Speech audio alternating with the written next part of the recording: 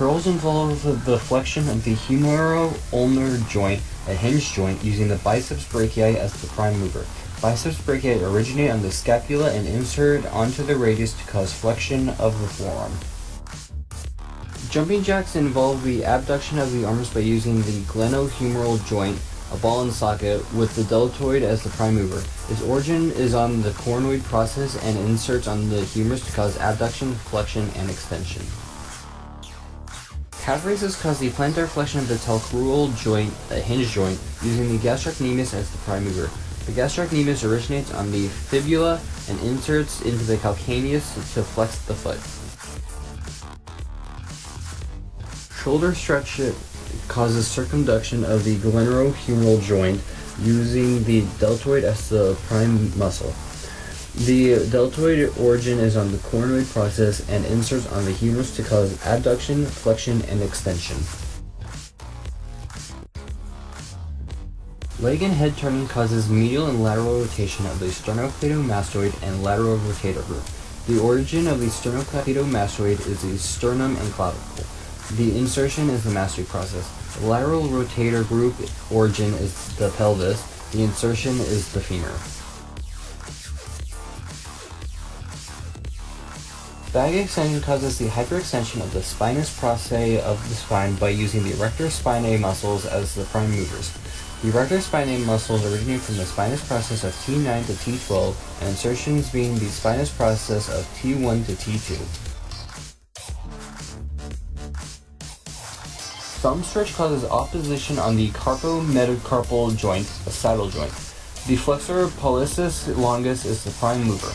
The origin is middle anterior surface of the radius and the medial border of the ulna. The insertion is the base of the phalanx of the thumb.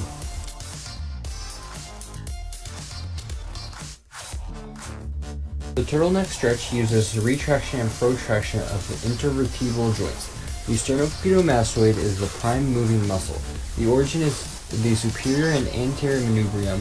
The insertion is the lateral aspect of the mastoid process.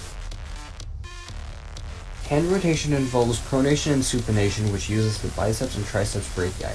The origin of the biceps brachii is the coracoid process of the scapula and inserts on the radial tuberosity.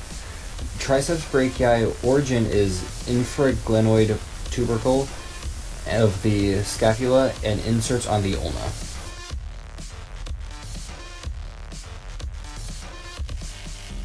The stretching of the side causes lateral flexation using intervertebral joints. The internal obliques are the main moving muscle. The origin is the iliac crest. The insertion is the linea alba and ribs.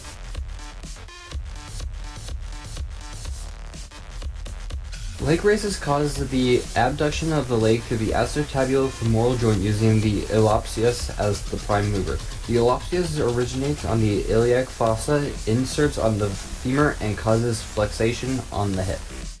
Squats involve the dorsiflexion of the acetabulo-femoral joint, a ball and socket, using the rectus femoris as the prime mover.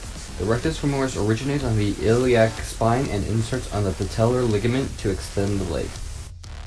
Sit-ups involve the flexation of the intervertebral joints, a hinge joint, using the rectus abdominis. The rectus abdominis originates on the crest of the pubis and inserts on the xiphoid process and causes flexation on the vertebral column.